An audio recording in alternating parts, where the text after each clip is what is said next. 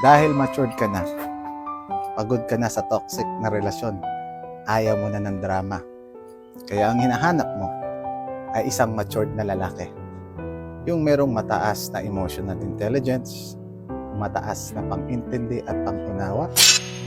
Pero bakit pag hindi kayo nagkakaintindihan, yung maturity mo, nagiging selective maturity? Block, unblock, send the message, magte-text ka, buburahin mo, tapos magsa-silent treatment ka pa. Kahit anong sabihin nyo, kahit balik-balik ta rin nyo, kahit sabihin nyo pa ng bla-block ako kasi gusto ko to preserve my peace of mind para hindi na ako makapagsalita ng hindi maganda laban sa kanya. Talaga ba?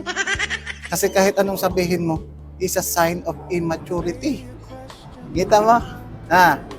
Pagdating sa relasyon, halos sa lahat ng bagay matalino ka. Pero pag ang emotion mo tinamaan, ang low ka, nagiging grade 1.